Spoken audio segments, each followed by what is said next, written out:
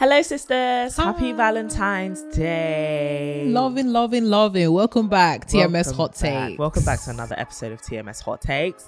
Hope that you're enjoying your day. Having lots of loving and affection and all the jazz, all the chocolates and flowers and messages. Happy Valentine's, Galentine's, solo date day, whatever it is you're doing. Maybe you're not even bought into the consumerism. Maybe you're just listening to this like I'm about to turn this off if they It's keep actually talking about another Valentine's. Wednesday. It's actually another Wednesday. So moving on swiftly. Welcome back to another episode of Shenanigans and Random Conversation. Let's go. A whole bunch of gist and laughter. Love it. As always, we start off. How are you? How's life? What's going on? Well, as you know, this is very well in advance. So this is around the time of like my birthday shenanigans and getting prepared for South Africa and whatnot. And it's National Renee Month. It is indeed. Hoping that everybody is blessed and the same blessings upon my life. I'm really praying for prosperity for you guys in those areas. Doing well. I think busy time. Trying not to get, trying to live every day as it comes. Yeah.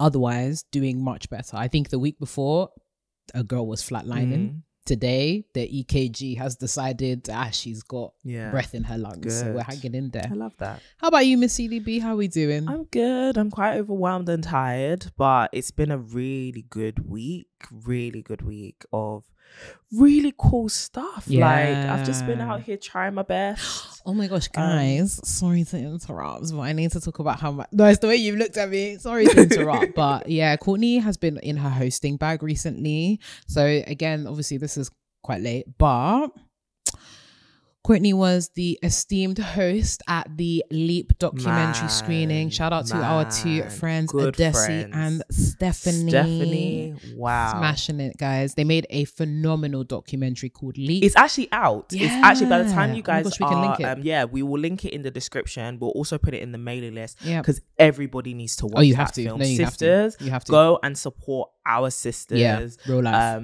They're like our real life friends. Sisters. We've known them for years and they made a film. Yeah. And it was premiered in a cinema. Crazy. Like to 500 Packed. people. And that was not the first screening of it, but now it is actually available to watch online on YouTube. So yeah, we will leave the link because it's so good. Like fantastic. I think words cannot describe how proud I am of them, and it was just such an honor to get to host their premiere, host a panel conversation with them. That's and so then good. Some amazing guests as well. Like every time I watch the film, I'm so inspired. Like I was sat next to Stephanie whilst it was screening at Genesis, and I was just pinching her like, you guys are so brilliant. I don't think you understand how brilliant you are. So yeah, sisters, please let's just go and show them love, man. Please. It was an incredible documentary. But it was also incredible seeing my bestie up there in her hosting bag. If you guys don't know, Courtney is literally the UK's equivalent of Oprah, but extremely wholesome. And I just have to make sure, not just in case for future proofing, because just in case anything, not to say that Oprah is involved in any of the shenanigans, but just in case, she is the UK equivalent to it's Oprah. It's giving Trisha Goddard. It's giving just the wholesome type. It's giving Courtney Daniela. Exactly, CDB. And she was really in her hosting bag. I was so proud of her, really cultivating conversations. And fun fact, like she wrote her own questions, and this is not to take away from the fact, no, because she's already looking at me like I am actually literate. Most people do that. No, they don't. I find that so hard. I was like, oh my gosh, you really are a conversation curator. Like some people are, you have to curate it for them, but you said nah, flow. And I really enjoyed that. So that was a fun little tidbit. I love convos. And not me telling you guys Courtney's whole life. I really asked her how she did it. I said, let me tell them.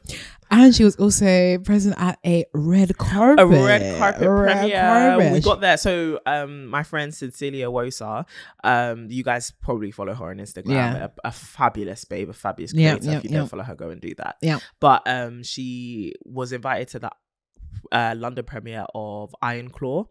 And she invited me to come along. Well, she didn't invite me. She asked if anyone wanted to go with her. And I put myself forward. I'm screaming. So she said, I want to go.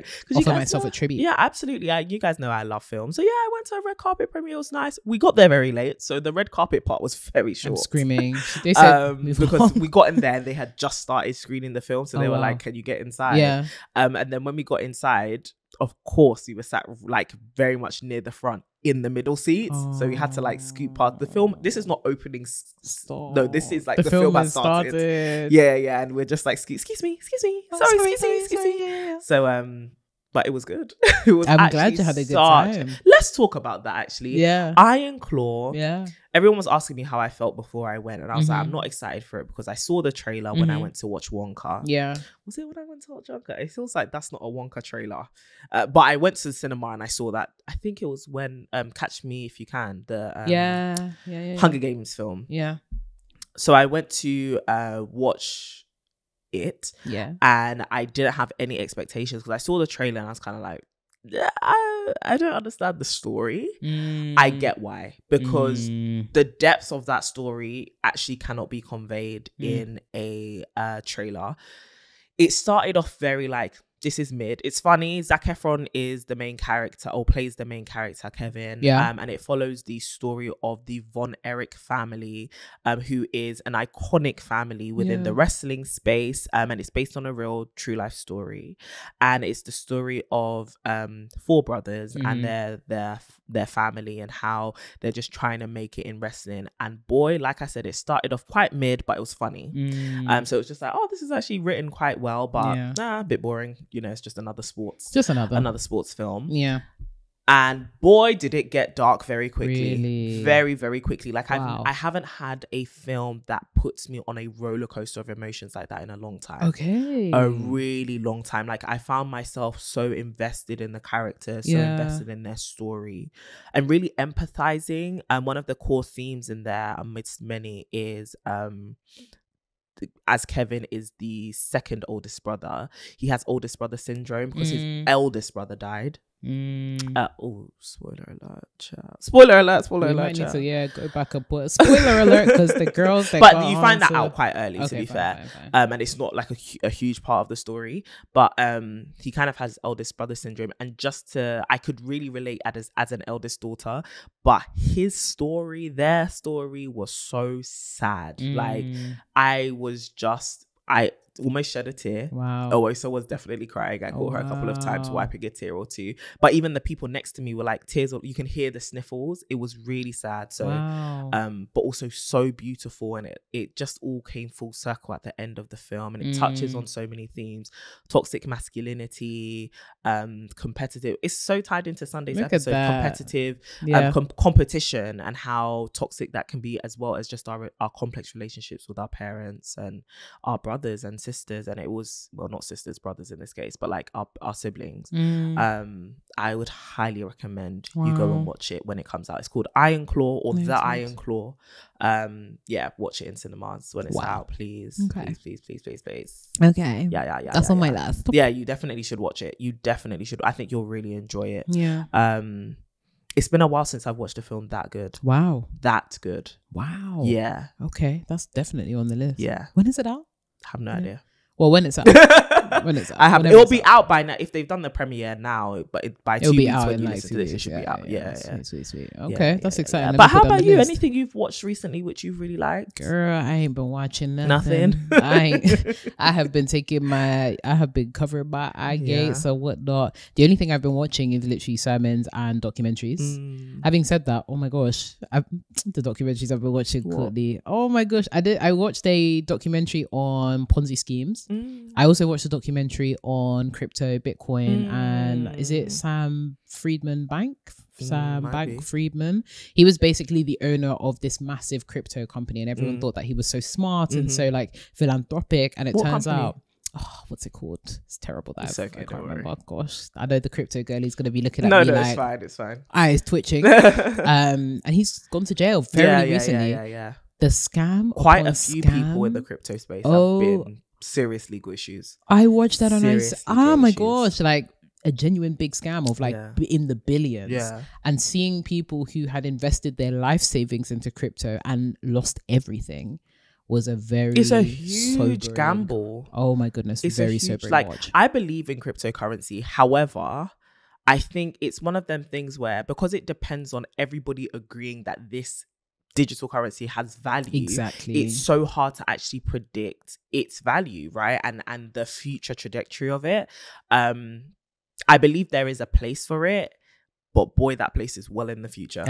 Well in the future. So that was a very sobering watch. I also recently watched a documentary on the psychology of racism and Jim Crow laws. So I've been trying to just get in my bag of like knowledge of the world and world things. Nice. That was another sobering watch. Yeah. And just really understanding how much racism was ingrained in the culture. Like I knew, obviously, being somebody that's been a student of these things, but the reminder of how, you know, the deep set trauma. Sorry guys, this is a TMS hot take, so this ain't hot. This is really sobering stuff.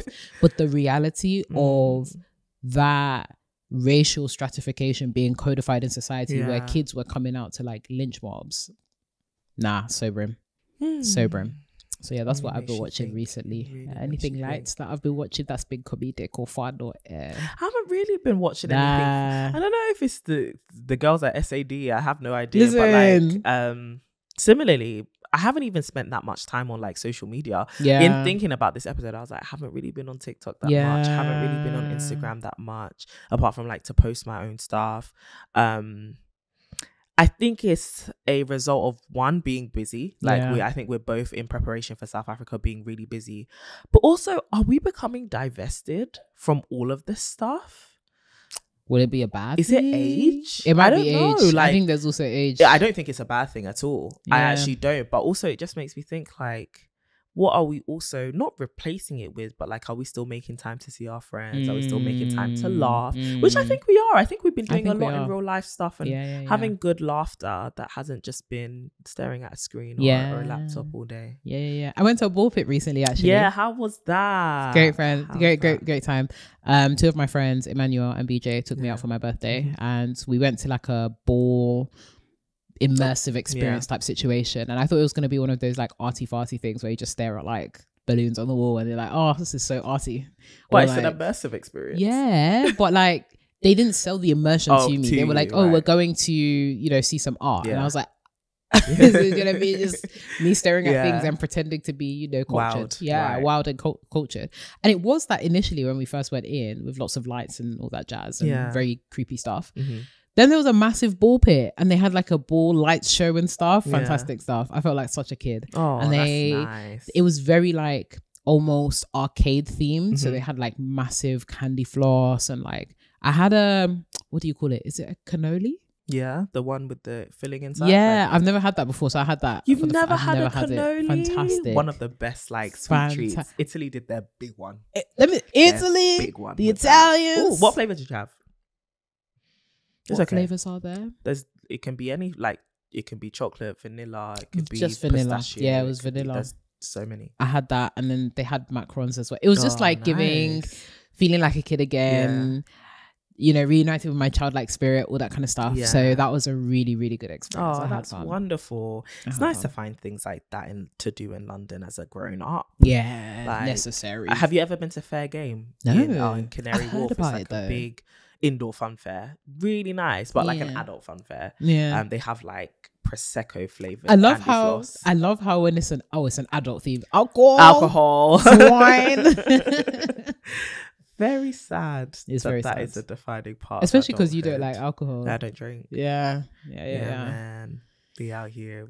Well, speaking of being childlike and, you know, just having those moments where you can almost escape. Yeah. One thing that was actually on my agenda was maladaptive daydreaming. So this is apparently, I saw it on one of the comments that we got that the sisters wanted us to touch on, but it's something that's been coming up online like quite frequently now, where daydreaming is becoming a negative coping mechanism because a lot of people are now finding themselves escaping reality, focusing on their dreams, or like, you know, going into their little seances and trances, thinking about a life that they don't have. What do you think about that? So interesting. Growing up, I used to daydream a lot. Very imaginative, very like, let's go into a story in my head. Like I used to have a lot of dreams even whilst asleep. But also I just used to daydream and I used to come up with so many different like stories and worlds and all of that. And I think as I've gone older, that's reduced. I know this isn't maladaptive per se, but that's reduced because life has become more demanding and you have to find yourself quite present in doing stuff. But I do think because life is getting a bit more sad, life is getting a bit more real. Not everyone's life is sad. Yeah, and it's not necessarily like sad, like, oh, this is so depressing, but sad as in, oh, the responsibilities of adulting. Yeah. I think people do want an avenue to escape. And I think this is why, like, the message we promote around building your community, really investing in relationships is so important. Because I think people fall into maladaptive daydreaming because they don't have like relationships that they can go and immerse themselves into, or they haven't built the life that they truly desire. I haven't watched a lot of content around it, but I have been seeing it pop up here and there as well, especially when it comes to like fantasies and like romantic fantasies especially. But I think it's important to remember, as much as you can, yes, you can have daydreams and stuff, you'll always have to come back to your own life. Reality. It reminds me of that Black Mirror episode where it's Anthony Mackie's episode with, I can't remember his name, but something. And he fell in love with his friend through the VR headset, right? And it's like, when you're not very happy with your own real life, you now start leaning more into things you used to do occasionally. Now you're doing them way more often because you want to escape, but you always have to remember that is not reality. And there's a lot of dangers with not living in your present reality, one of which being you don't invest in it, and so life actually becomes more and more disdainable, if that's a word. Like, you're not investing in your real life relationships, but you're constantly in your Sims world in your mind. Listen, Sims was a great game, man. I've never played. Really? No, I really did, but I feel like Sims is actually the perfect example because you can get lost. Exactly, right? And it's like, it's not bad when you do it occasionally, right? But when that's where you spend your life, because it's like, I don't want to be in my present reality. Oh, that's an issue for therapy, number one. And number two, you need to start making your life something worth staying present in, you know? And so that's why I think when you invest in your relationships and stuff, it's a nice place to be present that is outside of work. But I also think that this is a really good example of why we need to bring back third spaces. I agree. I think when you're not at work and you're not at home, where do you go? And do you feel like you even have time to go anywhere, right? So I think investing in third spaces really helps, whether that be like, I know like one of my big third spaces is church. Like, I really look forward to a Sunday where I get to fellowship with people and have conversations and like kind of get my mindset right for the week, but also just be outside of work, outside of like anything, but also like spending time with your friends or finding a hobby or traveling or doing something which allows you to even go into the library, like just do something which takes you out of work and home. Find a third space. Tricky. What about you? What do you think about it? No, I think similarly, I had a very active imagination when I was a kid. I was daydreaming all the time, to the point where I was like writing, like the whole creating worlds in your head and then writing. That was actually what made me into a writer, because I had so much in my brain. And I was like, okay, what is this actually? How do I articulate this? And I used to be that kid that was into, well, not used to be, I still Harry Potter and all them things there, you know. Percy Jackson. I would literally sit at the top of my staircase at my parents' house reading for hours, just escaping into these fantasy worlds. And to this day, I really enjoy fiction stories for that reason. It's the bringing a world to life that isn't your own. But I think I agree. It's when you're enabling these escape mechanisms to become your negative coping mechanisms, it means that there's trouble in your real life. It means there's something that is lacking in your real life, or there may be a trauma that you're trying to escape. There may be a mundaneness about life that you need to shake up a little bit, just so that you can actually enjoy the present. And I think as we've gotten older, because we've become so self-aware and we've had to go to therapy and we've actually bumped up against a couple of uglies in life, we've realized the power of staying present and the importance of staying present, because we can easily just fly away into a land and then have to come back to reality every single time and then be disappointed at that. Exactly. It's almost like an addiction, right? Absolutely. Like when you take heroin, okay, I don't know why I ran to heroin, but let's use heroin. It's like when you take heroin, you get the first high and then you spend the rest of your life trying to chase that first high, meaning that you are losing so much time and losing so much opportunity to really stay in the present and enjoy your life, that your life becomes like that place of heroin. Just how do I get my next fix? How do I get my next fix? And not to say that maladaptive daydreaming can get that far, but in some instances, sometimes it can. And I think maybe I'm becoming a bit like too superstitious or too spiritual, but daydreaming like that can open you up to some stuff if you're not careful. Like, I think there's something very almost spiritual about the way that we can create worlds within our heads, right? And I've definitely, do you know the film on Netflix, Behind Her Eyes? It makes me think of Behind Her Eyes and the consequences of like opening yourself up to a lot of these different thoughts within you, and the fact that we can be so easily suggestive rather. If we're not careful, we can also be opening ourselves up to thoughts, ideas, suggestions. We can think that they're pretty harmless, but it's through that deep exploration with no kind of guidelines or framework or any kind of, I would say, spiritual fortress, that things can become real tricky real quick. I completely agree with that. Real quick. It also makes me think of Ouija boards. Super tangential, but the whole idea of like exploring the unknown or the further, and how people are often like, trying to contact dead people through the Ouija boards, and it's like in that exploration going a bit too far that you can't come back. And that's what kind of worries me about maladaptive daydreaming. It feels like a boundless thing where you can easily become trapped in the netherness without having an anchor to pull you back. Absolutely. I agree with that. Wow, that was deep, man. Yeah, very. Okay, coming back to the not so deep, coming back to the surface, because some surface. Yeah. We're going to South Africa. So this is, you guys excited. are listening to this, we've even come back and we're probably shattered in our bed somewhere. I was thinking, inspired by the girls in our group chat, travel hacks. Travel hacks? Yeah, like things that people should do or know that would help them when traveling. Oh, that's really good. Because like the questions we often get in like the group chat in the lead up is like, oh, how much money should I should I try, local ATMs or not, or like what should I take in my hand luggage versus my any like random travel hacks that come to mind for you that you're like, oh, I can't travel without this. Yeah, absolutely. I think if you can withdraw money or exchange your money in the country itself, typically the airport rates aren't necessarily the best, but it may be your best bet to just get some of your money exchanged as soon as you land. So in the airport.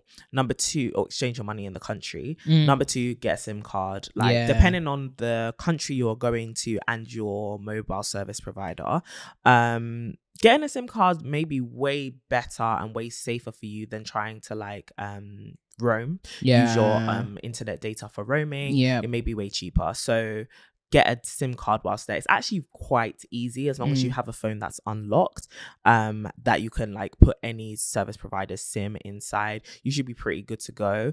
You usually have to pay that through the local currency, but I think most countries you go to nowadays are quite financial technology is really there. So whether that's you paying with a card versus cash, all of that. So I would say get a good SIM card when you land. Share your number with people, get access to the internet very quickly.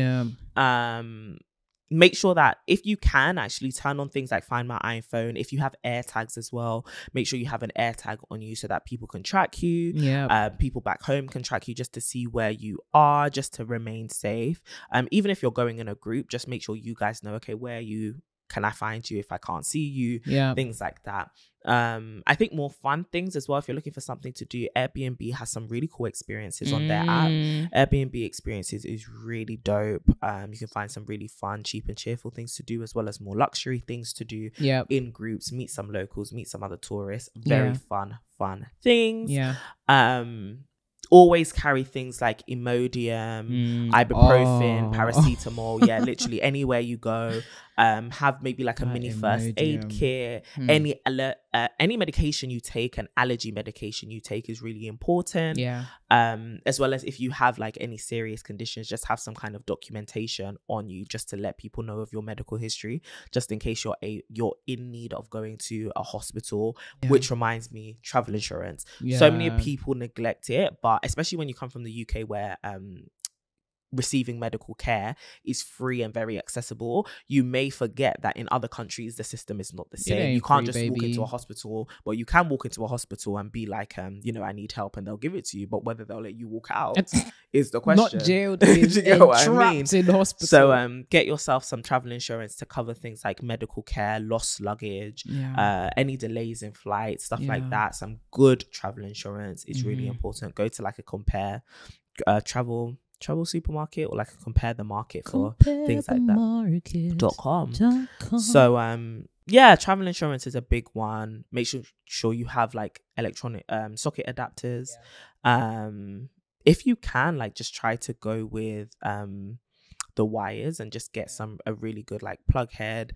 Courtney, you are a traveler. Traveled. For you real. came with I have like CDB a whole survival. List. I have a whole list before I travel just to make sure that I have that. But mosquito repellent, plasters, necessary. All very, very important stuff. That's what I would say. How about you? Done took my whole list. I'm mentally thinking about my notes app that has all of the lists up. Tick, tick, tick, tick, tick. Yeah. One thing I might recommend is, just in case anything happens to your checked in luggage, have an outfit and like a couple bits and pieces in your hand luggage. Don't be that person that's like, oh yeah, you know, I'm going to pack everything into my checks, and then you only come with like tissues and like one pants inside your hand luggage. It's just not going to work. Don't do that. Have something. Heavy on the mosquitoes. Check where you're going and check what kind of animals they have there, because you will need things for that. And it's not a pleasant experience when you are bitten. And I would say carry some kind of like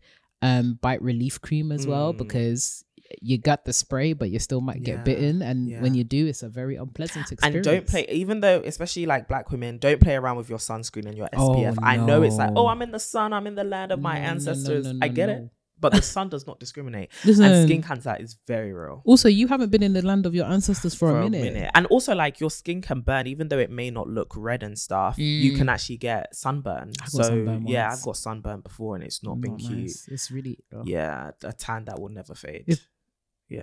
Maybe like, is that hyperpigmentation? No, maybe this is sunburn. Get yourself some good SPF. I really like the Bondi Sands. The Bondi Sands SPF 50 is so good. Like, it melts into black skin quite well. It doesn't leave a white cast, and you can get it in a really big tub. Bottle? A bottle. I was like, it's like, what container is it? Is it a tub? Is it a bottle? When you said bowl, I was like, bowl. Really nice bottle with a pump. Nice. I think the one I'm currently using is La Roche-Posay. That's a good one. I like them. Y'all on the pricey side. I was about to say Bondi Sands one is a bit cheaper. I'm about to. Don't see no shade. I might, jump over because I saw that £29. I said, damn. The Bondi Sands one is really good. I better not burn. Yeah. I like that. That's a really good question. I'm really looking forward to us traveling. Very. I'm looking forward to being on the flight. Very much and so. Guys, we got this. I don't know. By God's grace, it will come to fruition. Amen. We got this really cool opportunity to work with Spotify in South Africa. And I just wanted to come and say thank you so much. Like, it's actually really surreal to think this is the stuff we get to do for work. So like, we're working with Spotify South Africa, by God's grace, whilst we're out there to host a workshop for creators. And it just feels so surreal. It feels like our dreams are really happening, like, before our eyes. And I'm just really in a state of gratitude. Grateful, man. So yeah, it looks like it's going to be a really, really cool trip. I'm excited to do stuff like the safaris and just see South Africa. It's one of the places that's been on my list for a long time. So to think that we're actually going is crazy. And also, guys, like, when we say we're going to be back, we're going to be back. We have like to be. South Africa is one of our like lovers at this point. We are in love with South Africa, and the way that you guys have received us, like, beautiful. We're slowly getting through our emails, but the amount of people who have requested for us, like, do radio interviews or to meet us, or some of you are still asking for tickets to the show, which sold out. I don't know what to tell you.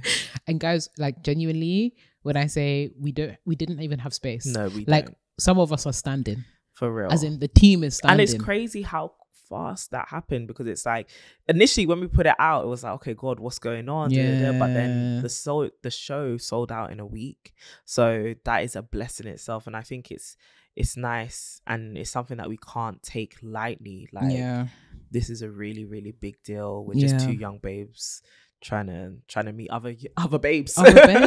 Facilitate community, create honestly, that third and space.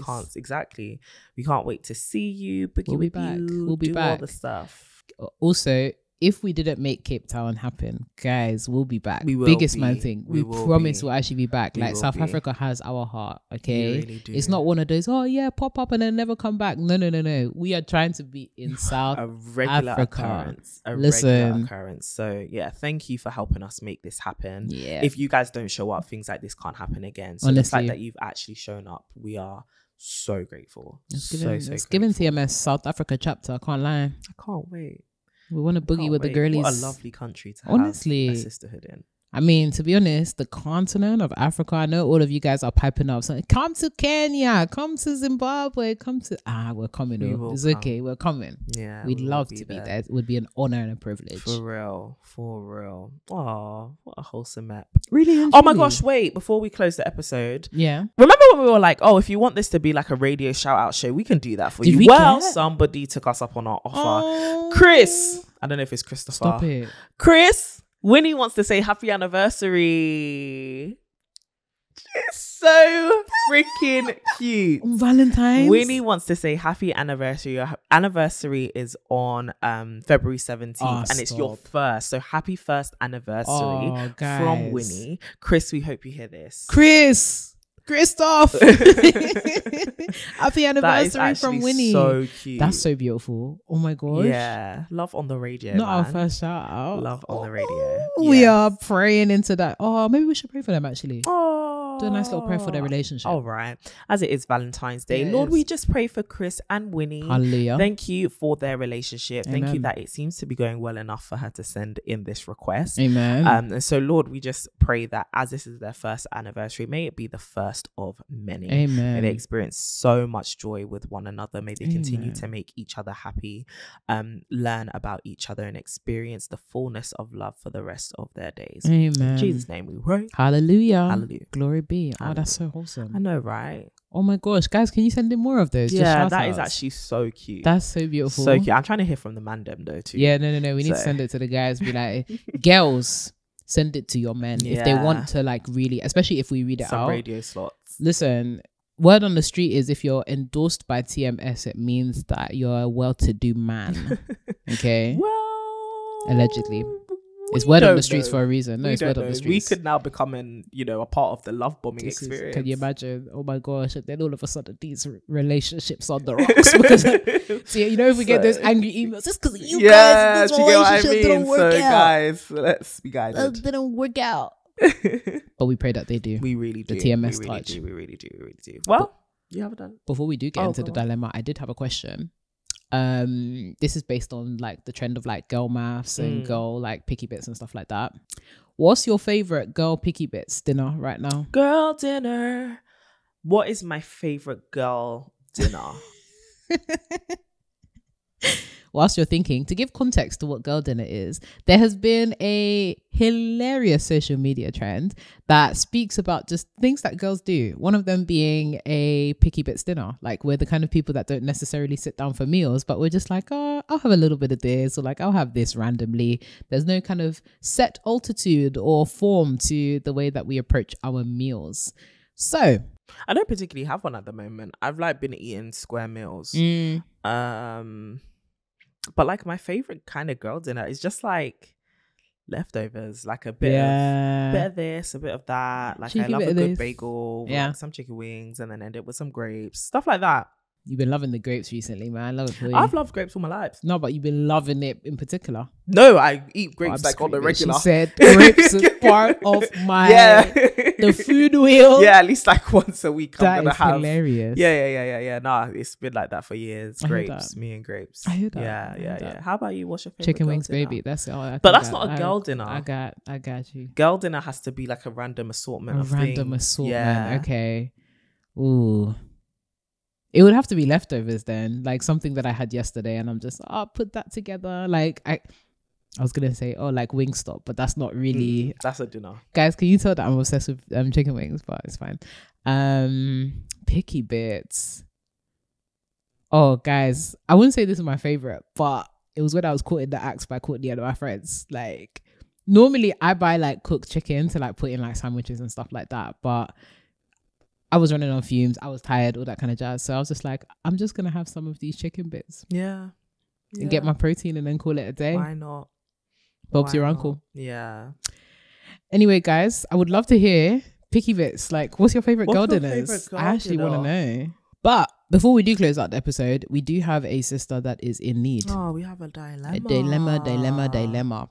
Hey, sisters. Hey, sweetie. Love what you are doing with the podcast. And I'm so proud to be a part of this community. Thank you. On to my dilemma. So I have been talking to this guy for almost 4 months now.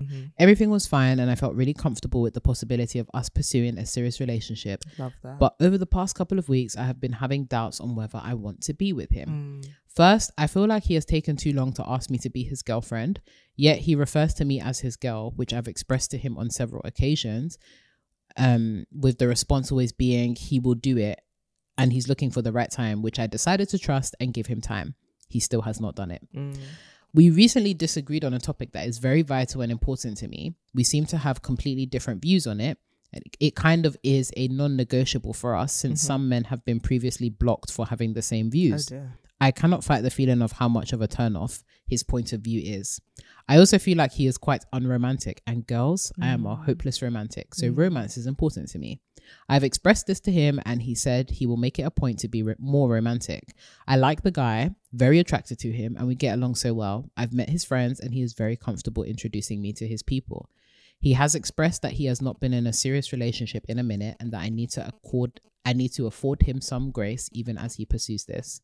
My dilemma is, should I be patient with him, although I am running out of it, or am I looking past and compromising on so much of my desires in a partner? How long have they been together? 4 months. 4 months. I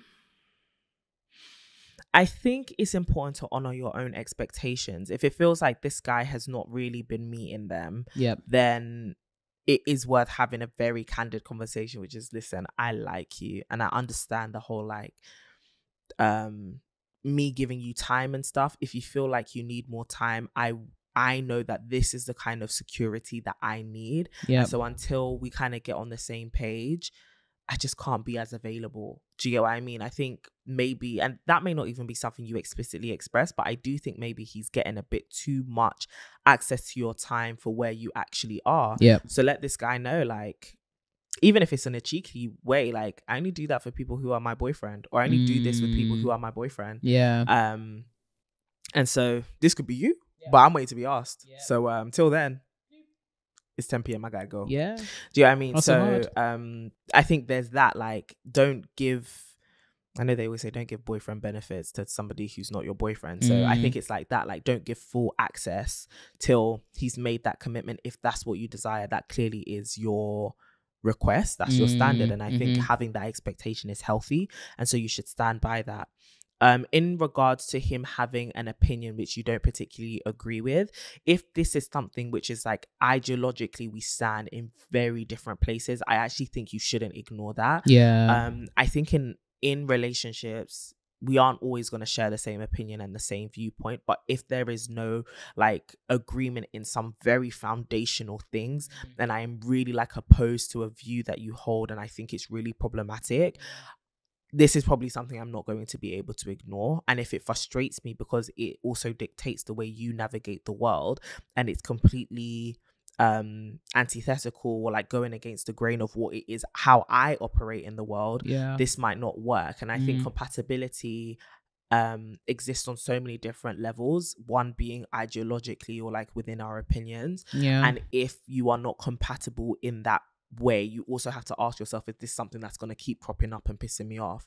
So I think if the answer is yes, then girl, you need to have a conversation, and both of you either need to get on the same page or understand where each other is coming from, or really get to the point where you're like, this might not be the person, right? And I get it, like like you said, you really like him, and I think it's really important to work through relationship challenges to make it work with people who may not be perfect but definitely are good. Especially in the dating streets and with this dating scene, finding a good person is kind of difficult sometimes. However, it doesn't mean you should completely ignore serious indicators of incompatibility. And so yeah, I think yes, he seems like he's really good, but make these two things clear. You're waiting for that time where he actually asks you to be his girlfriend. You're happy to give him the time he needs, but you're also going to then have to kind of withdraw a little bit. Yeah. Just because you want to see, are you really in this as much as I am in this? And you introducing me as your girl, I'm actually not as comfortable with that because you haven't explicitly asked me, and that is actually one of my requirements. That is something that I would expect. And two, let's actually have a conversation about this difference we have, because I really want to understand where your viewpoint exactly is, and then it's now on you to decide, is this something you can live with, or is this something you need to move on from? How about you? I love that, man. I completely agree. I think sometimes we can be, as women, we often conflate clarity as applying pressure. And I think you need clarity in order to move forward. Absolutely. And I think especially at this time, it's like 4 months in, you've been speaking, you've been hanging out, he's introducing you, and it's important for you to have that clarity. I think it's worth having the conversation. It's not even, oh, you must call me your girlfriend today or tomorrow, but it's like, give me some time frames to work with, because nobody likes to be in the dark about anything, and nobody likes to not know where they stand. And I get the whole, give me patience and grace and stuff like that, but time is ticking and money I have to make. So I think pursue the clarity is actually fine to be like, yo, I have a desire to be with you in a committed relationship. Do you also have that desire? If so, can you give me a rough time frame as to when I might expect that? And I completely agree with you. I think that if you're at a stage where he's like, I'm not ready to commit to anything, then you need to withdraw, baby. You can't be giving those benefits to somebody that's not, paying the benefactor's fee. You got to pay up, open up. So I think that's important. And I also agree, if it's a non-negotiable, if it's something that's big, and if it's actually caused you to block people in the past, nobody above blocking you. That's a big red flag, especially if you find it cringe. These kind of opinions, I'm telling you, they will crop up later on when you're like 2, 3, 10 years down the line, and it will irritate you even more than it does now. So if it's something that is that big to you, that has actually caused rifts or caused you to actually cut people off in prior relationships, this is not something that you can ignore. And I think it's very worth, obviously we don't know what it is, and to be honest, it doesn't necessarily matter. But if it's that big to you that it has caused that kind of conflict in earlier relationships, then baby girl, this one, and you're early on in, so, and it's nice that he's showing you off to his mates and introduced you and stuff, but it's not enough. It's not enough. And this, especially with the like, you two don't see eye to eye on this thing, it's not to say that there isn't room to have a conversation where his views could evolve or your views could evolve either. So I think the thing here is really engaging in conversation and trying to like, okay, but this is my point of view, and really talking it out. And it may not happen in one conversation, and it may reveal to you like, nah, this person is really stuck in their ways, like this is their opinion and I'm really stuck in my ways, this is my opinion. Now we know there is no compatibility, but there may also be room to win each other over with continual conversation. Sometimes we can really be an influence in our partner's thinking and view, but they also need to be responsive to that and come to that conclusion for themselves. So engage in conversation, be open to it, but at some point you will realize this is beating a dead horse. It's not for me, man, and that's okay. It's okay. Oh yeah. That's a dilemma. So it's a real interesting one. I guess to close out then, like, what do you think is a good time frame you're dating somebody to be, girlfriend, boyfriend? I think it's subjective. I think age plays a factor into it.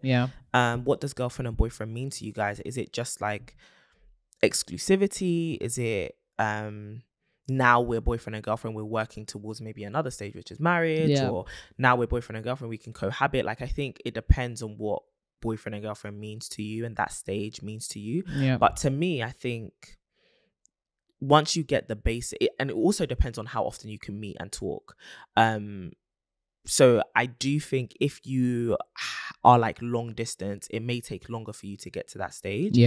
Or if you're like, say, both two busy people and you can't communicate as often, it may take a bit longer. If we can only really catch up once a week, it may take us 6 months before we really realize, this is my person. But if we're also available when we're talking every day, there's no need to long this out. Like, we talk every day.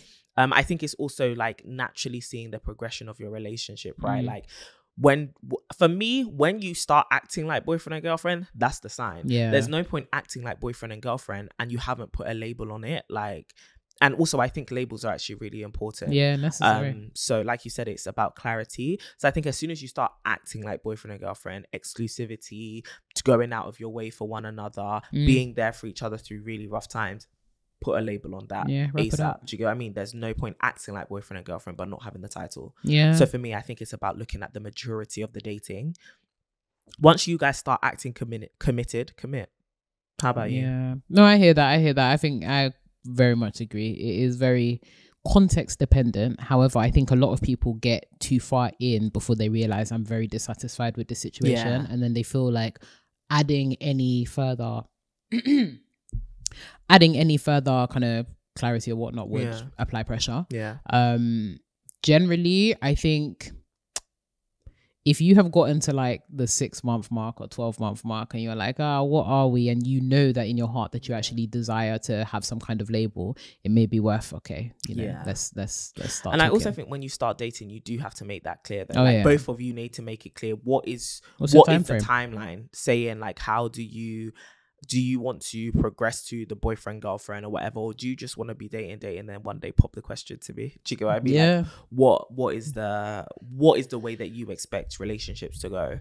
How do you want to and I think it? Once both of you make your intentions known and your standards known, then it's kind of up to you both to navigate accordingly, isn't it? Yeah. And hope that there's agreement there as well. Yeah. And then if you are with somebody that's like, I don't know, you have to be okay with that. I don't know if you're going to progress that relationship. Because I think there's so many folks that are like, okay, he said, I don't know now, but maybe in the future, like change. You'll be waiting in that future for 5 years time. And you'll be like, sir, get to it. Very challenging times. Not worth it. But if that's what you want, that's for you. Yeah. That's interesting. Yeah. That's interesting. But that's how people end up in situationships. Don't let that be you. Yeah. That situation has been running for like 10 years. So don't do that. No. Get out. For real. A 10-year situationship. Can you imagine? Oh, no. A decade. Impossible. A decade. Impossible. Lord have mercy. Anywho, empires would have come and risen and fallen by that time. Decades. Anyways, sisters, I ain't got nothing for you. Have a great week. Do have a good week. Have a fabulous, fantastic, and wonderful Valentine's Day. Ma'am.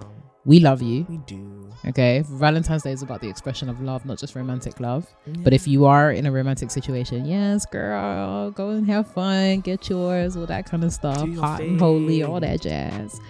Have a great time.